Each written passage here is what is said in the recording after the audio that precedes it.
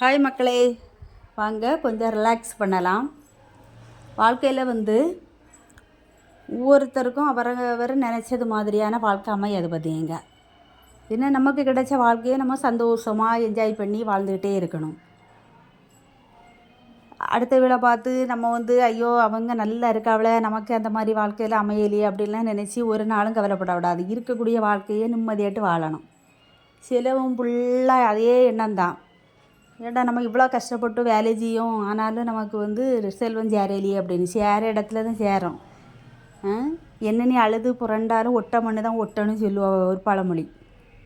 அதே மாதிரி நம்ம பாட்டுக்கு அண்ணன் உள்ள வேலையை செய்துக்கிட்டு நிம்மதியாக நிறைவான வாழ்க்கையை வாழைக்கு முயற்சி பண்ணணும்.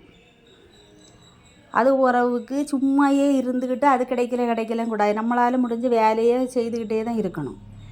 நம்ம சுற்றி இருக்கவே எப்போவும் நம்ம மேலே ஒரு கண்ணு வச்சுக்கிட்டே இருப்பாவ. நம்ம கஷ்டப்படும் போது கூட எட்டி பார்க்க மாட்டா போகுது. இங்கே கொஞ்சம் சிரித்து ஒரு நல்ல ட்ரெஸ் எல்லாம் உடுத்துட்டு 4 இடத்துக்கு போயிட்டு வந்துட்டு இருந்தோன்னு சுடுமா, இவளுக்கு எப்படி பைசா வந்துச்சு அப்படின்னு ஆராய்ச்சி பண்ணிக்க ஆரம்பிச்சிருவாவ.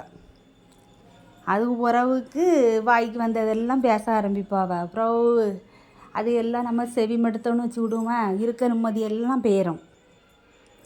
எல்லாருக்கும் வாழ்க்கையிலையும் ஏதோ ஒரு போராட்டம் அப்படி இப்படியே தான் போயிட்டுருக்கோம். நம்ம கிடைக்கக்கூடிய வாழ்க்கையை சந்தோஷமாக அனுபவிச்சுட்டு ஒரு நல்ல நாளுன்னா வெளியில் போய் சாப்பிட்டு எடுத்துகிட்டு இயற்கை அழகுகளை ரசிச்சுக்கிட்டு சொந்த பந்தங்கள் வீட்டுகளுக்கு போயிட்டு அங்கே உள்ள குழந்தைங்களோட விளையாடி இயற்கை அழகை ரசித்து ஜாலியாக இருந்துட்டு அப்படியே வாழ்க்கையை ஓட்டணும்.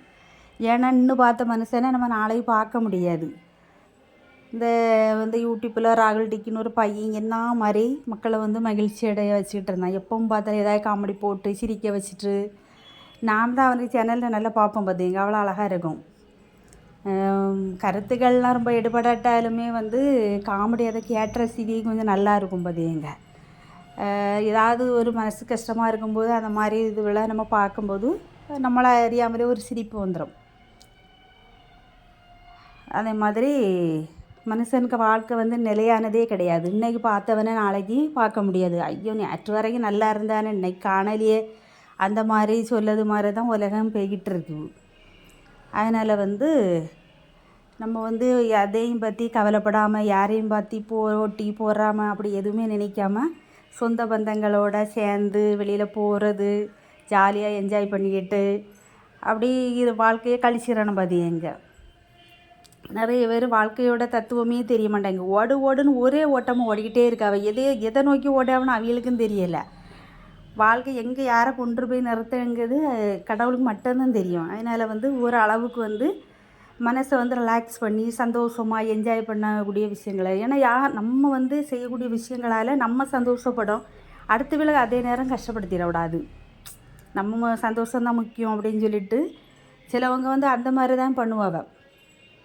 நம்ம அடுத்த வேலையெல்லாம் பற்றி யோசிக்கவும் கூடாது, பேசவும் கூடாது. நம்ம சந்தோஷமாக இருக்கும், நம்மளை சுற்றி இருக்க வேலை சந்தோஷமாக வச்சுக்கிடணும் அப்படின்ட்டு ஒரு நிறைவான வாழ்க்கையை நம்ம வாழ்ந்துக்கிட்டு போயிட்டே இருக்கணும். கடவுள் நம்ம தந்திருக்கக்கூடிய வாழ்க்கையை நம்ம சந்தோஷமாக வாழ்ந்து எல்லாத்துக்கும் பாய் சொல்லிவிட்டு நம்ம இருக்கும்போது நம்ம எப்படி இருக்குமா இல்லையான்னு கூட தெரியாத சொந்தங்கள் நம்ம பிரிஞ்சு நம்ம உலகத்தை விட்டு போகும்போது நமக்காக 4 சொட்டு கண்ணீர் விடணும். அந்த மாதிரியான ஒரு நிறைவான வாழ்க்கையை வாழணும். அதுதான் மனுஷனாக பிறந்து இந்த உலகத்தில் வாழ்ந்துக்கிட்டு போனதுக்கான ஒரு அடையாளமாட்டு நான் நினைக்கிறேன். நீங்கள் என்ன நினைக்கிறீங்கன்னு எனக்கு தெரியலை. முடிஞ்ச வரைக்கும் நம்ம அடுத்தவங்களுக்கு உதவி பண்ணாட்டாலும் பரவாயில்ல, ஓத்திரம் பண்ணாமல் இருக்கணும்.